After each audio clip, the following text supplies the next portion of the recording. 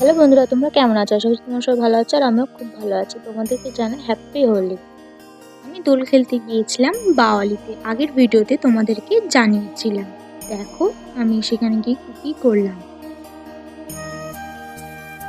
বাওয়ালি গুপ্ত বৃন্দাবনে ঢুকে আমি ফার্স্টে দেখলাম যে সবাই ওখানে হরিনাম করছে, আমিও তাই গেলাম দেখতে। খুব ভালোই লাগছিল দেখতে।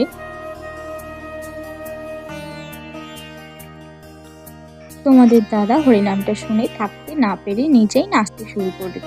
চলো তোমাদেরকে দেখা। ওখানে গিয়ে আমরা খুব মজা করেছি, সবাই মিলে আমরা তিনজনে গিয়ে খুব মজা করেছি। তারপর তোমার দাদা নিয়ে গেল বাওয়ালি গুপ্ত বৃন্দাবনের ভিতরে। চলো যাই, দেখতে থাকো তোমরা সবাই। ঢুকেই প্রথমে দেখা হয়ে গেল মেকআপ আর্টিস্ট সুমনের সাথে। তোমার দাদার কাছে শুনেছিলাম যে প্রথম কাজ প্রথম ব্রাইডাল শুট করেছিল মেকআপ আর্টিস্ট সুমনদার সাথে। অনেকদিন পর দেখা, তাই দুজন মিলে একটু হোলি খেলে নিল।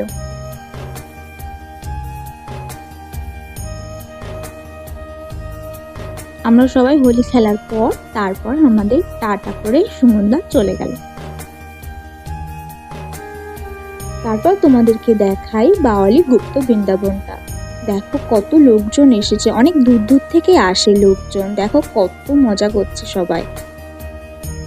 তারপর আমরা একটু ছবি তুলে নিলাম মা মেয়ে দুজন মিলে। তারপরে আমরা চলে গেলাম মেলার ভিতরে। মেলার ভিতরে ঢুকে কিছু কিনিনি, তবু দেখছিলাম।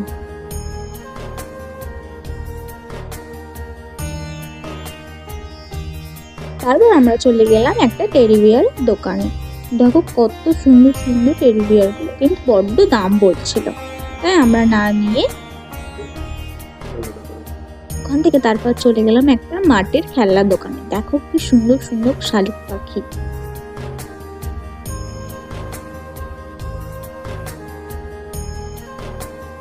তারপরে দেখা হয়ে গেল তোমার দাদার ছাত্রীর সাথে। সে এসে আমাদেরকে রং মাখাতে শুরু করে দিল। মাকে রং মাখানোর পর তারপর আমাকে রং মাখালো। আমি ওকে ফার্স্ট টাইম দেখলাম, আমি ওকে চিনতাম না। দেখো কতটা আপন করে নিয়েছে আমাকে। আমিও একটু রং মাখিয়ে দিলাম ওকে।